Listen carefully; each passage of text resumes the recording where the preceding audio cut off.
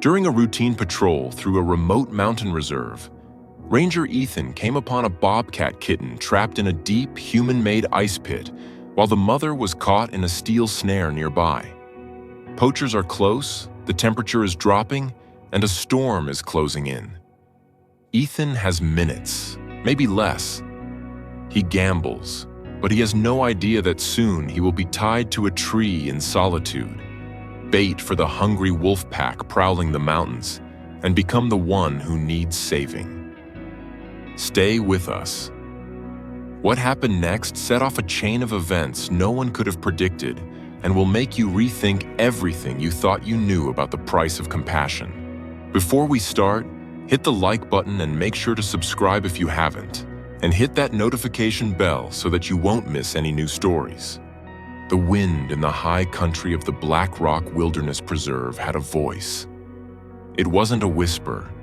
It was a low, mournful moan that snaked through the lodgepole pines and scoured the snow from the granite peaks.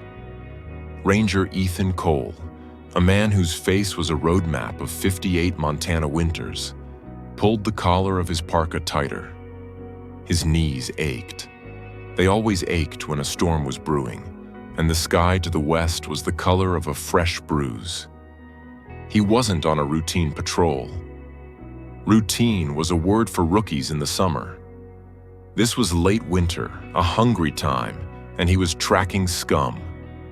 For 2 weeks, he'd been finding their signs: a game trail littered with cigarette butts, a patch of rabbit fur near a snare wire so thin it was almost invisible. These weren't locals hunting for the pot. These were poachers, sloppy and greedy, taking animals for their pelts and leaving the rest to rot. They were an infection in the 200,000 acres of wilderness that Ethan considered his church, his office, and his home. He adjusted the snowshoes on his boots, the webbing creaking in the frozen silence. He'd left his snowmobile at the fire road, miles back. This part of the hunt had to be quiet. He topped a small ridge, the air sharp and thin in his lungs, and paused. And he heard it. It was a sound that didn't belong. Not the sharp yip of a coyote or the huff of a deer. It was a low, guttural snarl, followed by a frantic scratching and a high-pitched, desperate mewling. It was the sound of agony. Ethan unslung the old .30-30 rifle from his shoulder, his movements slow and methodical. He wasn't a gun guy, but up here, you were just another link in the food chain, and it paid to be a well-armed one. He moved toward the sound, stepping carefully between snow-laden spruce trees. He smelled them before he saw them. The sharp, coppery scent of fresh blood and the acrid tang of animal musk, thick with fear. He pushed aside a heavy bough and his heart seized. There, not 20 yards away, was a female bobcat. She was magnificent, or she would have been.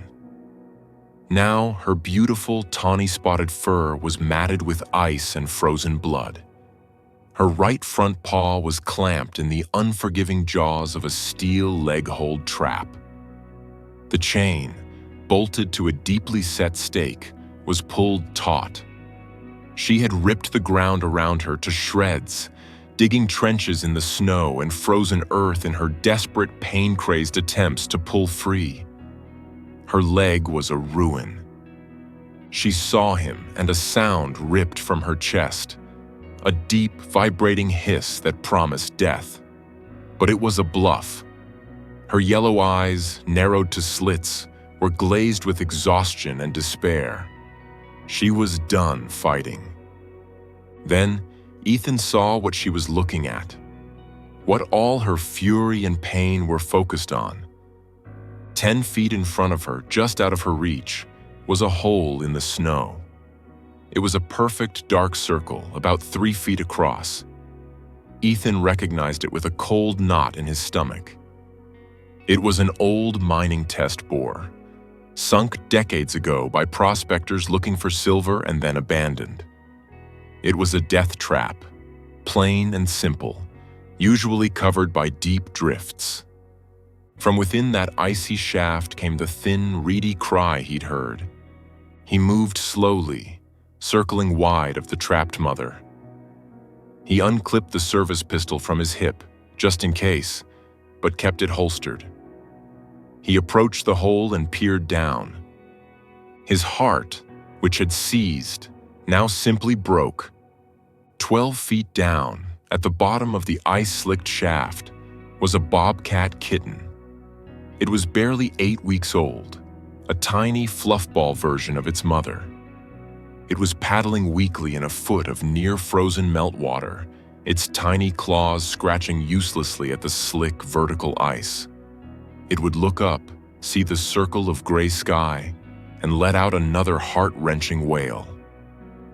Ethan looked back at the mother. She was watching him, silent now. Her gaze was no longer hateful. It was a plea. She knew she was caught. She knew her baby was dying. And here was the two-legged monster that all her instincts told her to fear. "I see, Mama," Ethan whispered, the words stolen by the wind. "I see." This was a nightmare. The poachers were out here. The storm was coming. And he was in a race against a clock he couldn't see. He had to make a choice. The mother was trapped, but the kitten was dying of hypothermia now. "Okay, little fella," he said, his voice calm and steady, the one he used for spooked horses and lost hikers. "We're gonna get you out of there." He shrugged off his heavy pack. Every ranger carried climbing gear. He pulled out a 50-foot coil of nylon rope and a carabiner. He couldn't climb down. The shaft was too narrow and the ice too fragile. He'd get stuck himself. He had to lasso it. He tied a quick-release loop, the kind he'd used to rescue a dog from a river, and weighted it with his heavy multi-tool. He lay flat on his stomach, the frozen snow biting at his chest, and lowered the loop. "Come on, baby." "Just a little further," he coaxed. The kitten, terrified, shied away. The mother bobcat let out a low growl of anxiety. "I'm trying," Ethan muttered, as much to the mother as to himself. He's scared. He jiggled the rope. The kitten, in a fresh panic, lunged away from it, its paws slipping. It went under the water. "No!" Ethan yelled. It surfaced, sputtering, its cries weaker. It was now or never. It was too weak to move. He lowered the loop again, guiding it, his fingers already numb. He nudged the kitten with the weighted tool, and with a deft flick of his wrist, the loop settled over its head and under one of its front legs. He pulled it taut. Gently, hand over hand, he lifted the tiny, sodden creature. It was impossibly light. It dangled, shivering so violently Ethan could feel the vibrations through the rope.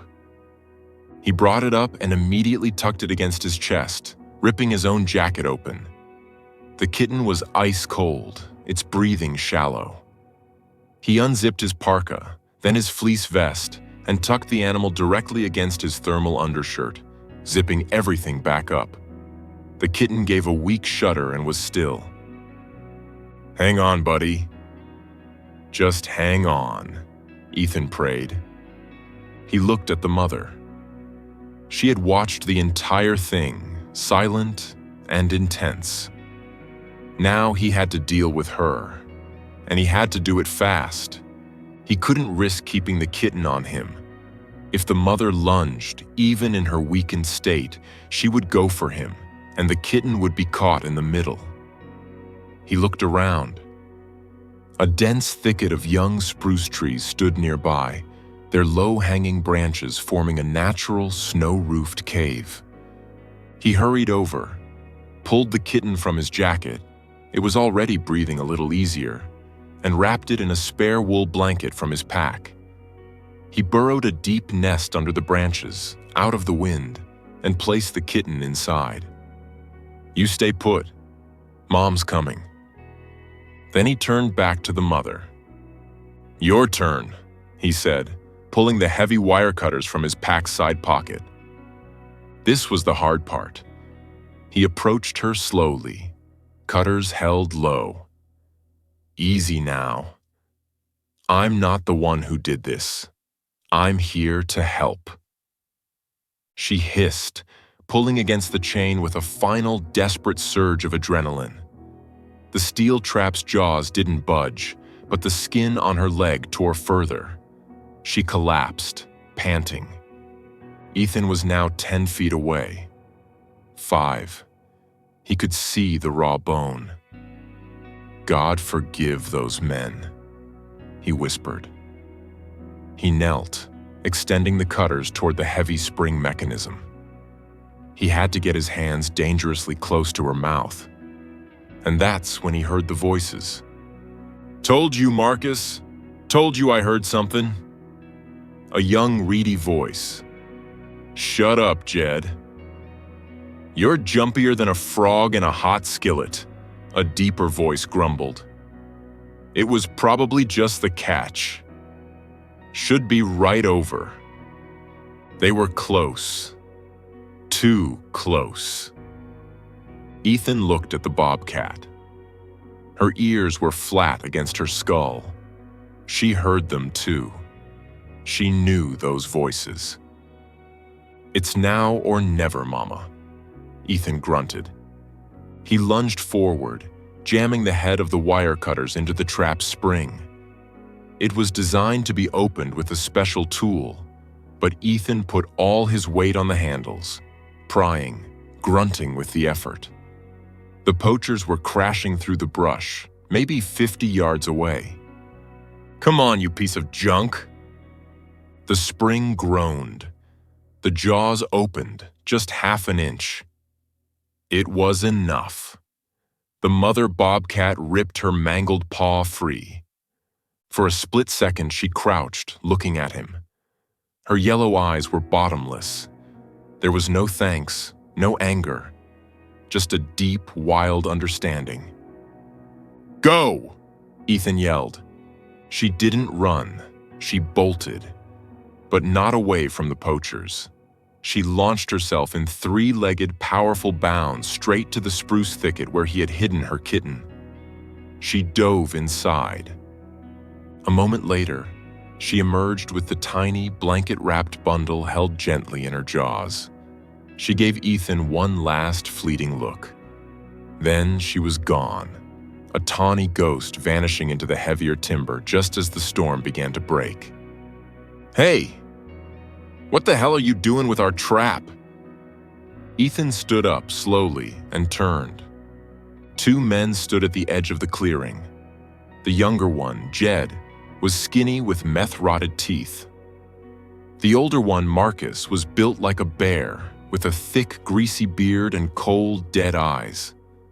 He was holding a skinning knife. Jed had a .22 rifle slung over his shoulder. "That was our Bobcat, old man," Jed shrieked, his voice cracking. "This is a federal wilderness preserve," Ethan said, his voice a low rumble. He let his parka fall open, revealing the badge on his belt and the service firearm in its holster. "That was an illegal leg-hold trap. You're poaching on protected land." Marcus's eyes narrowed.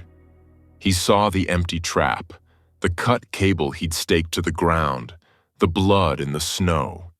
He saw the ranger standing his ground. "You cost us money, Ranger," Marcus said, his voice soft and dangerous.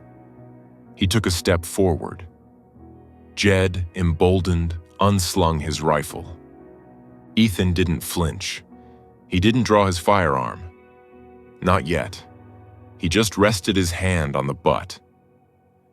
"You're in violation of at least 4 federal statutes, boys," Ethan said, his voice carrying the calm, unshakable authority of the mountain itself.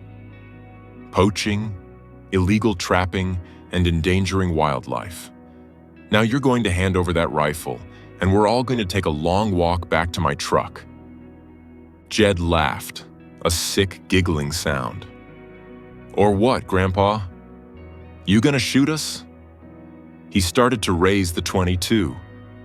In a motion so smooth it was almost invisible, Ethan's firearm was out of its holster. He didn't aim at them. He aimed at a dead branch on a pine tree just above Jed's head. The crack of the .45 was deafening. It echoed off the peaks like a thunderclap. The branch above Jed exploded in a puff of snow and splinters. Jed screamed and dropped his rifle, stumbling backward. Marcus froze. He hadn't expected that.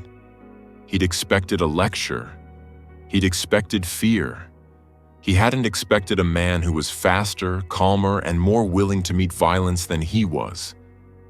"I am a federal ranger," Ethan said, his voice now like granite. The firearm was held low, but it was steady as a rock. "My next shot won't be a warning. You have two choices. You can drop the knife and surrender, or you can try your luck. But I'll tell you right now, this mountain doesn't care which one you pick." Marcus stared at Ethan. He saw no fear. He saw no anger. He just saw a job being done. He looked at Jed, who was whimpering. He looked at the .45, which looked enormous in the gray light. He knew a murder charge was a hell of a lot worse than poaching. Slowly, deliberately, Marcus dropped his skinning knife into the snow. He raised his hands. "Get the rifle, Jed," Ethan commanded. "Bring it to me." But first. The poachers, cowed and furious, were disarmed. Ethan marched them for 3 hours through the deepening snow back to his truck, the wind howling at their backs. He didn't say another word. He just let the cold and the silence do his work for him. The revenge was not long in coming. Marcus and Jed made bail. The local judge was notoriously soft, and the federal case would take months. A week later, Ethan was on patrol again, this time checking a different quadrant, monitoring a herd of elk. The storm had passed, but it had left a new world of deep, powdery snow. The temperature had plummeted. He was in a narrow ravine, a place where the radio signal was always spotty, when he realized his mistake. He'd been so focused on the elk tracks, he hadn't checked his back trail in an hour. He heard the zing of a wire, and a heavy, weighted net thrown from the ridge above fell over him. He was tangled before he could even raise his arms. He fell forward, his face hitting the snow, his rifle flying from his grasp. Before he could struggle, they were on him. Marcus and Jed. They didn't hit him hard, just enough to daze him. They dragged him out of the net, bound his wrists behind his back with heavy-duty zip ties, and tied his ankles. "Told you we'd find you again, old man," Marcus grunted, yanking the zip tie so tight it cut off Ethan's circulation. "You like these animals so much? You can join them."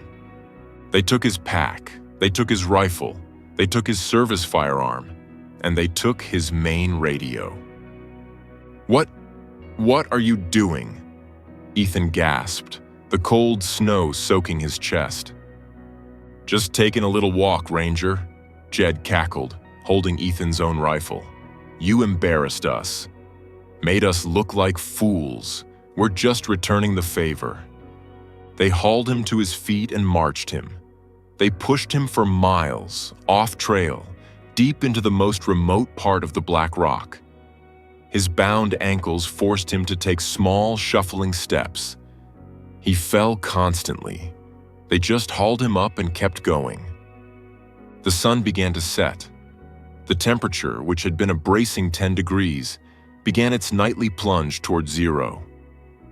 They stopped in a small clearing, dominated by a single skeletal lodgepole pine. The blizzard had scoured it clean. They cut the ties on his ankles and, using a new rope, tied him to the tree. They tied him tight, his back to the trunk, his hands still bound behind him. "This'll do," Marcus said. He unslung his own pack, a foul-smelling canvas bag. Ethan watched in dawning horror as Marcus pulled out chunks of deer offal and a plastic bottle full of blood. "No," Ethan whispered. "Oh yes," Marcus said. He began to walk in a wide circle around the clearing, dribbling the blood, leaving chunks of meat. He laid a scent trail leading directly to the clearing, and then another one, and another. You're baiting." "The wolves are hungry, Ranger," Jed said, his eyes wide and excited. "They've been close all week. That storm made them desperate." "You're murdering me," Ethan said, his voice flat. "Nah," Marcus said, finishing his work. "We're not doing anything." "The mountain is. You're just part of the food chain. You said so yourself." He walked up to Ethan, his face inches away. His breath was hot and rotten. "You should have just let us have the cat, old man." They laughed. And then they were gone, their snowshoes crunching in the twilight, leaving Ethan tied to a tree, a human sacrifice in a circle of blood. The silence that fell was worse than the poachers' voices. It was a heavy, cold, absolute silence. The first stars began to glitter in the purple sky. Ethan's fingers were already numb. His toes were next. He pulled against the ropes, but they were new, and the knots were trapper's knots. Solid. He closed his eyes. He thought about his life. It had been a good one. He'd served his country. He'd protected this land. It was a hell of a way to go, but he'd be damned if he'd scream. Then he heard it. The howl. It started low, then rose to a high, beautiful, terrifying crescendo. It was answered by another, and another. They weren't far.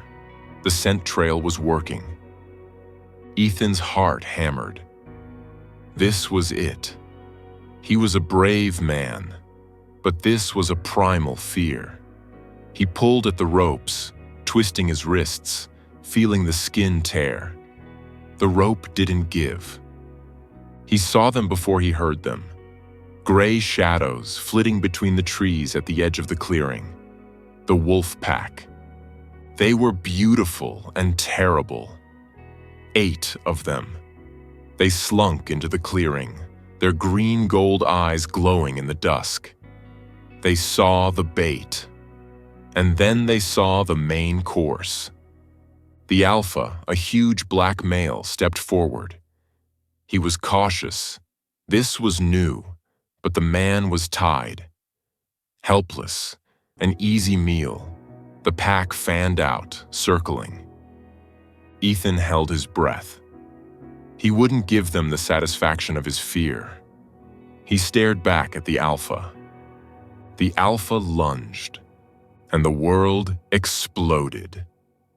A scream, a sound of such compressed fury that it tore the fabric of the night, erupted from the branches above.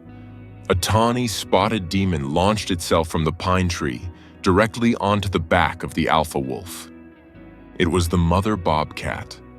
She was a blur of claws and teeth. The wolves, stunned by this aerial assault, scattered. The alpha yelped and twisted, trying to throw her, but she was clinging on, her back claws digging into his haunches, her front claws raking his neck. She wasn't trying to kill him. She was creating chaos. She was a cornered, furious hellcat, and she was, impossibly, defending him. The wolves regrouped, shocked out of their easy kill. They turned on this new, smaller, angrier threat. The bobcat shrieked again and leaped off the alpha, landing on a low-hanging rock. She was bleeding from a dozen nips, her bad leg held off the ground. But she was magnificent. She hissed, daring them to come closer. This was his chance. The distraction was all Ethan needed. His numb fingers had been working on the knots, not the poacher's new knots, but the zip tie on his wrists. Marcus had been lazy. He'd used the same tie. Ethan had been twisting it, straining it against the rough bark of the tree. As the wolves circled the bobcat, Ethan gave one final desperate pull. The plastic, brittle from the cold, snapped. His hands were free. He didn't hesitate. He fumbled at the knots on his chest. His fingers were wooden, useless, but he had a small blade in his boot. The poachers had missed it. He bent, his back screaming in protest, and got the knife. He sawed at the ropes. The bobcat was losing. The pack was closing in. She was 1, and they were 8. The rope fell away. Ethan was free. He was weak, frozen, and unarmed. But he wasn't helpless. The poachers had taken his main radio, but they hadn't known about the personal locator beacon on his belt, tucked under his parka. He grabbed it and mashed the red emergency button. A tiny green light blinked. Signal sent. Now he had to survive until help arrived. He grabbed a thick, dead branch from the ground. "Hey!" he roared, his voice cracking. Get out of here!" He charged into the fray, a wild, half-frozen man waving a stick, screaming at the top of his lungs. The wolves, already spooked by the bobcat, and now faced with a screaming, upright man who had untied himself, faltered. This was a meal that was fighting back way too hard. And then, a new sound. The distant, angry brap, brap, brap of snowmobile engines. And a brilliant white searchlight cut through the trees. The wolves had enough. They were hunters, not warriors. The alpha gave a low woof, and the pack melted back into the darkness. Ethan collapsed to his knees, his branch falling from his numb hand. 2 snowmobiles burst into the clearing, their lights pinning him. His partner, Mark, and a sheriff's deputy were off the machines before they even stopped. "Ethan!" My God! Mark ran to him, wrapping him in an emergency blanket. "We got your beacon." What happened? Who did this? Ethan, shivering, pointed not at where the poachers had gone, but at the rock. The mother bobcat was still there. She was bleeding, panting, but alive. She was staring at him. "Her," Ethan whispered, his teeth chattering. She saved me." Mark and the deputy stared. The bobcat looked at the armed men, looked at Ethan, and then, as silently as she had arrived, she leaped from the rock and disappeared into the night. "What in the hell is going on, Ethan?" the deputy asked, helping him up. "Justice," Ethan said. He then pointed to the bloody scent trail. "Marcus and Jed. They did this. That trail will lead you right to their camp. They won't be expecting you." The deputy nodded grimly, clicking his radio. "Dispatch, I have a 1087. Harm to a federal officer. Suspects are armed. I'm in pursuit." He and Mark got on the snowmobiles, but Mark paused. "You okay to wait here?" "The med team is 10 minutes behind us." Ethan nodded, wrapped in the blanket, his back against the tree that was meant to be his grave. "I'm fine, Mark." "Go get 'em." They roared off into the night. Ethan sat in the sudden silence, the searchlights of the abandoned snowmobiles illuminating the clearing. He was alone. Not alone. He looked up at the ridge overlooking the clearing. In the halo of the light, he saw 2 pairs of eyes, one large and yellow, one small and bright. The mother bobcat was there. And beside her, standing steady on 4 paws, was her kitten. It was no longer wrapped in a blanket. It was a wild thing, healed and strong, standing by its mother's side. The mother bobcat stared down at him. There was no human emotion in her gaze. It wasn't love. It wasn't gratitude. It was something older and deeper. It was a recognition, a balance. The mountain had its own ledger, and the debts had been paid. Ethan, half frozen and in agony, slowly raised his numb hand. He gave her a small nod. The mother bobcat held his gaze for a long moment. Then she turned, nudged her kitten, and the two of them vanished into the cold, dark, unforgiving wilderness. When the medical team arrived, they found Ranger Ethan Cole sitting against the pine tree, a strange, peaceful smile on his face, staring up at the empty ridge. The bond was real. He had saved her family, and she, in turn, had saved his.